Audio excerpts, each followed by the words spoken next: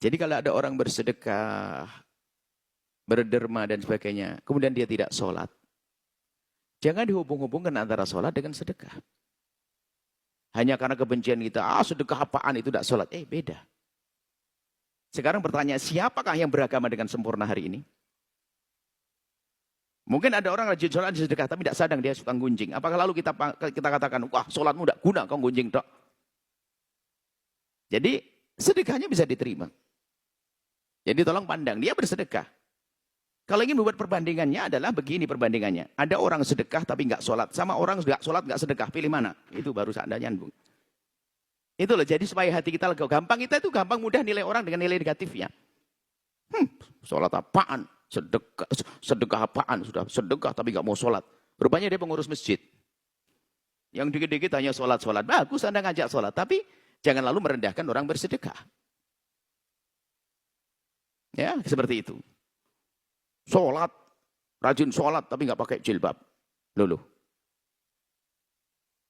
Perbandingan bukan begitu. Ini Pak, kadang-kadang cara membandingkannya itu perbandingan licik. Mana lebih bagus? Pakai jilbab menutup aurat lalu tidak sholat? Menutup aurat lalu tidak sholat? Atau sholat tapi muka aurat? Ini kan orang fitnah, kurang ajar. Kalau ada orang tidak sholat, kemudian dia menutup aurat, alhamdulillah dia masih menutup aurat. Biarpun belum sholat, semoga besok jadi ahli sholat. Ada satu lagi, yang membuka aurat tapi rajin sholat. Ya Allah, dia memang buka aurat tapi alhamdulillah masih sholat. Semoga dengan sholatnya dia menutup aurat. Kenapa gitu aja kok susah? Kita sering gampang melihat orang dari sisi negatifnya. Karena kebusukan hati kita. Gak ada yang sempurna dalam beragama. Maka cara pandangnya adalah pandang sisi nilai positifnya. Adapun sisi negatifnya kita mohonkan ampun kepada Allah dan kita ingatkan pelan-pelan. Dia sudah sedekah, Masya Allah, Subhanallah. Pak Haji sudah sedekahnya, Masya Allah, tingkatkan lagi. Pak Haji sedekah fakir miskin. Sekarang sedekah lagi Pak Haji. Sedekah apa? Bangun masjid Pak Haji. Ntar dulu nih, ntar sholatnya nanti.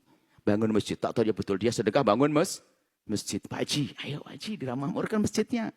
Oh, iya, sholat. Nggak usah sholat. Nggak mau sholat dia. Oh, orang nggak sholat disuruh sholat marah dia. Suruh bangun masjid. Habis bangun masjid, Pak Haji, bagus ya enaknya Allah. Pasang AC lagi, wallah Pak Haji enak. Soalnya dia. Orang pinter tuh ngajak kebaikan tuh nggak kerasa orangnya. Tapi sebagian orang gitu, astagfirullahaladzim, la ilaha illallah, innalillah. Apa itu sedekah banyak tapi nggak sholat? Neraka, kata Buya, satu sholat yang Anda tinggalkan. Nama Buya di bawah. Neraka. Ini salah faham bawa nama saya. Jadi tolonglah, jadi pandai-pandai memandang orang. Jadi kalau ada orang punya 10 sisi, 10 cara hidup, 9-nya jelek semuanya, satu baik, Anda bisa menyebut satunya di hadapan orang. Anggap saja tetangga nggak pernah ke masjid. Tetangga yang Masya Allah mungkin mabuk, mungkin ini. Tapi tetangga ini setiap ada pengajian, langsung gerbangnya dibuka untuk parkir motor dan sebagainya. Lalu kalau Anda ditanya orang, siapakah dia? Anda jangan ngomong, dia tetangga masjid nggak pernah sholat. Jangan. Dia tetangga masjid. Kapan ada majelis, langsung dibuka rumahnya untuk tamu. Itu saja selesai. Sehingga semua orang yang datang ke tempatnya, dia senyum. Setelah senyum, dia pengen datang ke majelis. Coba kalau kita katakan, oh itu tetangga masjid, tidak pernah sholat. Dan akhirnya setiap orang dia dengan pandangan cemberut. Dia biasanya punya pandangan ini ustadz baru ini, ustadz yang sok dakwah, salah caranya ini. Wah, astagfirullahaladzim, la ilallah. Apa itu? Ambil orang dengan kelembutan, dengan keindahan. Ini adalah hikmah yang diajarkan Nabi SAW. Memang tidak sholat Allah, iya. Nggak benar, dosa. Tapi orang meninggalkan sholat itu bermacam-macam loh ya. Sepertinya tidak ada orang meninggalkan sholat karena nantang Allah, tidak ada. Mungkin karena tidak ngerti ilmu sholat yang gampang. Atau mungkin dia belum terbiasa dan sebagainya. Maka jangan serta-merta mengatakan, oh dia mau sedekah berarti kan kenal Allah dia. Sedekahnya ke masjid lagi, kenal Allah dia.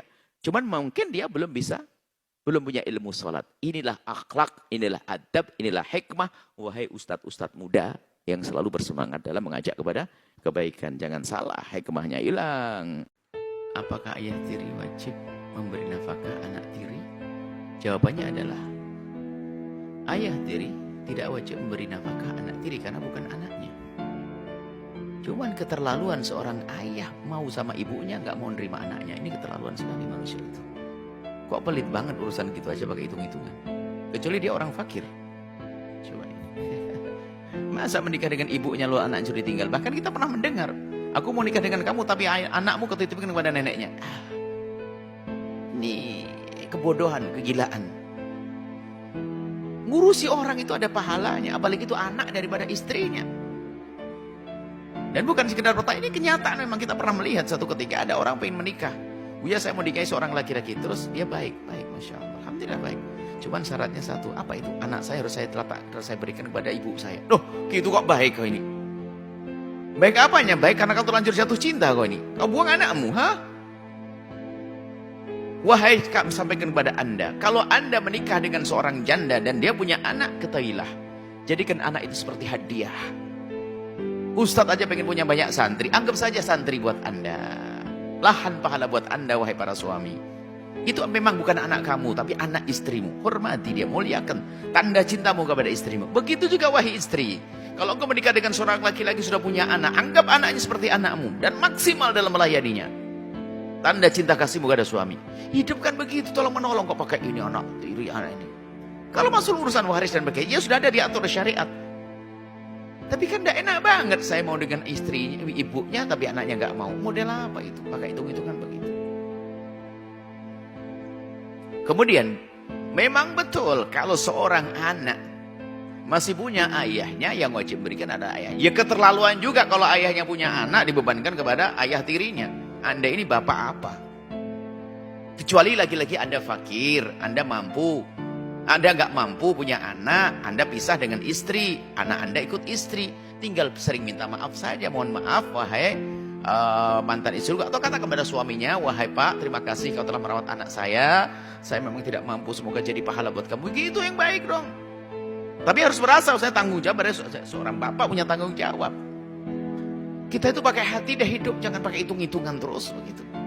Kita memberi kebaikan memberi kebaikan kepada orang lain saja dapat pahala, apalagi memberikan kebaikan kepada anaknya istri, anak suami. Allah, luar biasa. Kalau masalah wilayah wali, iya betul, kalau masih ada bapaknya ya wali, ayah tiri nggak bisa jadi wali, memang nggak bisa jadi wali. Tapi kan biarpun tidak bisa jadi wali kan tidak harus dijauhkan kan, bisa saja kan, biar tidak jadi wali seperti ayahnya sendiri dan mahram. Kalau anaknya perempuan, bapak tirinya adalah mahram seperti ayahnya, memang tidak bisa jadi wali dalam arti untuk menikahkannya.